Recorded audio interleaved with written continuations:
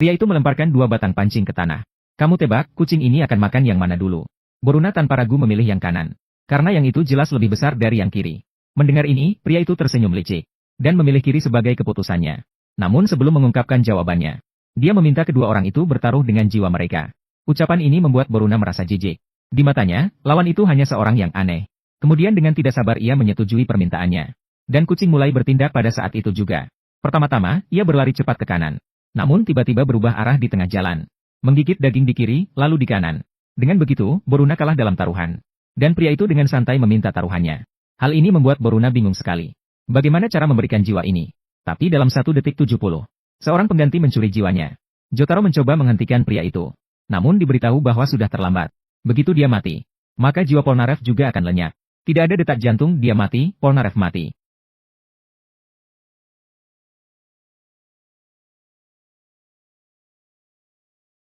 Kemudian pengganti mulai meremas jiwa Polnareff.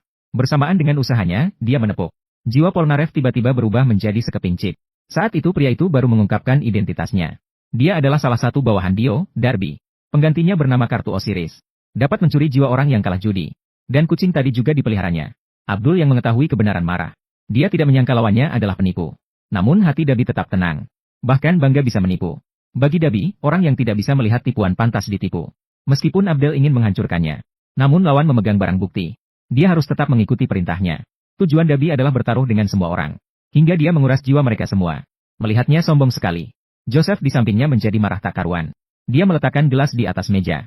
Lalu menuangkan bir ke dalamnya. Terakhir, dia melemparkan koin di atas meja. Dia ingin bermain permainan ketegangan dengan Darby. Mereka saling melemparkan koin ke dalam gelas bergantian. Pihak yang membuat minuman tumpah dianggap kalah. Darby dengan senang hati setuju dengan taruhan ini. Namun sebelum itu, dia ingin memeriksa perlengkapannya. Setelah memastikan semuanya benar, perjudian resmi dimulai. Namun yang mengejutkan adalah, Darby memilih untuk langsung meletakkan 5 koin. Dia dengan hati-hati membawa koin ke atas gelas. Kemudian, dia meletakkan koin saat yang tepat. 2,5 detik kemudian, permukaan air mulai bergetar. Sayangnya, akhirnya tidak ada yang tumpah. Ini membuat Joseph terkesan. Namun itu belum cukup membuatnya takut. Kemudian, dia meletakkan 1 koin di permukaan air. Di sampingnya, Jotaro melihat melalui mata serainya. Orang tua itu ternyata menambahkan kapas di antara jari dan koin.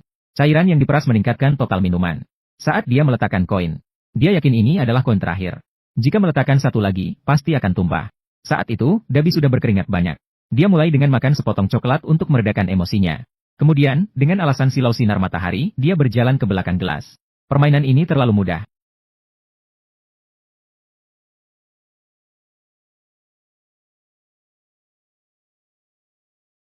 Joseph tidak pernah terbayangkan. Dalam situasi yang sangat ekstrim seperti ini. Lalu, Rabi masih bisa meletakkan 1 koin. Di sampingnya, Jotaro mengatakan dia tidak curang. Star Platinum tidak menyadari tindakannya yang curang. Sekarang Joseph tidak lagi tenang. Dia benar-benar tidak bisa memahami mengapa. Tapi sekarang tidak ada waktu untuk berpikir. Rabi sudah mendorongnya untuk melanjutkan. Joseph gemetar saat mengambil koin.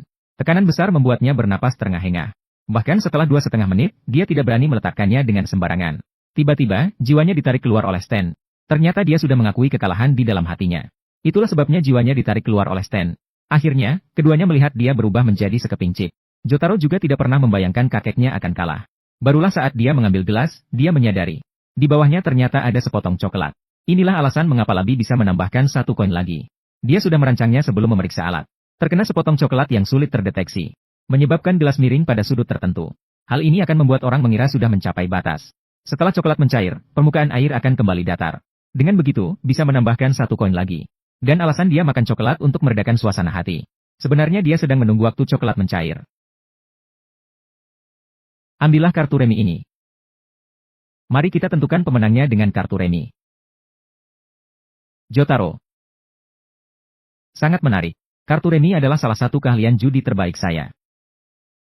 Mereka benar-benar akan menggunakan kartu remi. Kemampuan judi orang ini bahkan lebih hebat dari Joseph. Setengah pintu, setengah mulut. Terlalu berbahaya. Setengah pintu. Aku tahu. Meskipun dia tidak menggunakan kekerasan, tapi dia adalah musuh yang paling berbahaya yang pernah saya temui. Namun,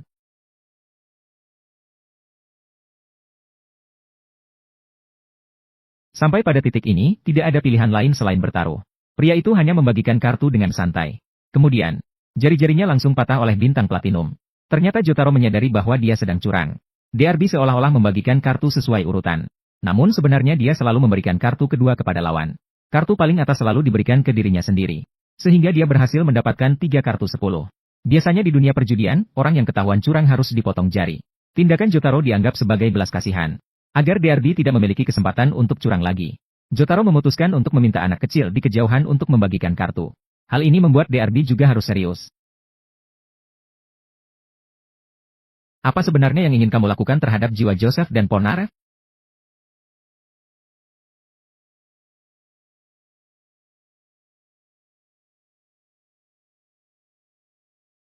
Tidak disangka Derby membagi 2 jiwa menjadi 6 bagian. Setiap taruhan selain membayar taruhan dasar, juga memerlukan chip yang sesuai untuk melanjutkan permainan judi. Jotaro dengan tegas bertaruh nyawanya sendiri. Dan dia pun mendapatkan 6 chip sebagai imbalannya. Permainan judi segera dimulai. Aturan kali ini adalah setiap orang mendapat 5 kartu. Dan ada kesempatan untuk menukar kartu sekali. Siapa punya kartu terbaik akan menang. Di awal permainan, Derby memilih untuk menukar 2 kartu. Sedangkan Jotaro memilih untuk menukar 3 kartu. Ketika melihat ekspresi rumitnya, Derby segera menyimpulkan bahwa Jotaro tidak memiliki kartu bagus. Maka dengan tegas menambahkan 1 chip. Jotaro tanpa ragu ikut. Kemudian keduanya membuka kartu. Jotaro memiliki sepasang 8 dan sepasang 9. Sedangkan Derby memiliki sepasang J dan sepasang Q. Jelas Derby yang menang. Dengan bangga, dia meraih chip ke dalam pelukannya.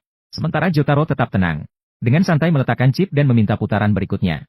Derby dengan senang hati menyetujuinya. Dalam sekejap, 5 kartu dibagikan di meja mereka. Ketika Derby membuka kartunya, ternyata ini kartu yang sangat bagus. Dia dengan antusias meminta untuk menukar kartu. Namun Jotaro duduk diam di kursi. Akhirnya dia tidak melihat kartu dan menolak untuk menukar. Keputusan ini membuat Derby terkejut. Namun kata-katanya selanjutnya membuat Derby terkejut. Jotaro bertaruh dengan 3 chip terakhirnya. Bahkan jiwa Abdul di sampingnya juga dipertaruhkan. Meskipun Abdul bingung dengan kepercayaan diri Jotaro.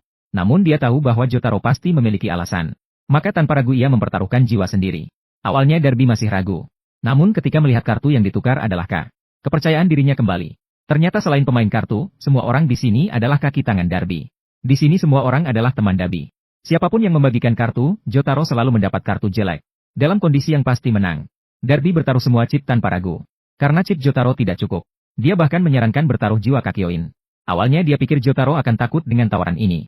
Tapi tidak disangka dia langsung setuju dengan tawaran itu. Setelah itu, Star Platinum dengan cepat menyulut sebatang rokok. Adegan ini sekali lagi membuat Derby ketakutan. Kecepatan Star Platinum begitu cepat. Dia curiga Jotaro telah mengganti kartu secara diam-diam. Itulah sebabnya dia begitu yakin. Melihat tumpukan chip di meja. Tekanan mental yang besar membuat Derby sesak napas. Dia menatap kartu di tangannya tanpa berkedip. Dia menyadari hanya ada 3 kombinasi kartu yang bisa menang. Jotaro tidak mungkin bisa menyusun kombinasi tanpa melihat kartu. Lagi pula, meskipun kecepatan Star Platinum sangat cepat, tidak mungkin untuk mengganti 5 kartu di bawah matanya. Jadi dia yakin Jotaro pasti hanya menggertak. Pada saat dia bersiap untuk membuka kartu, Jotaro tiba-tiba menghentikan dan menyatakan ingin menaikkan taruhan. Yang ditambahkan adalah jiwa ibuku. Nani. Tidak terduga Jotaro bertaruh nyawa ibunya. Dia meminta Dio untuk menambahkan sesuatu dengan nilai yang sama. Itu adalah rahasia stand Dio. Ucapan ini membuat Dio ketakutan sekali lagi. Jika dia mengungkapkannya, dia pasti akan mati. Ini berarti dia bertaruh nyawanya kali ini. Dio berlutut di tanah sambil terengah-engah. Seluruh tubuhnya gemetar tanpa henti. Akhirnya, dengan dorongan dari Jotaro, dia bertekad untuk melanjutkan taruhan. Namun kata-kata tercekat di tenggorokannya dan tidak bisa diucapkan. Dan dalam waktu singkat 2 menit setengah, kumis dan rambutnya menjadi putih dalam sekejap. Dalam sekejap dia pingsan karena ketakutan. Pada saat yang sama, jiwa Joseph dan Polnareff juga kembali ke tubuh aslinya. Sepertinya Dio sudah menyerah dalam pertaruhan. Abdul langsung melihat kartu bawah lawannya. Langsung periksa kartu bawah Jotaro. Hasilnya, ternyata kartunya buruk. Ternyata Jotaro tahu betul kecepatan bintang platinum. Tidak mungkin curang di depan Dio. Maka dia bertaruh segalanya dengan keyakinan bertaruhnya. Tidak disangka dia menang taruhan. Dan Dio menjadi paranoid karena ketakutan. Jiwa yang dikumpulkannya juga kembali ke asalnya. Ayo, semua orang, mari kita main mahjong bersama. Catur Cina juga seru, melempar dadu juga seru.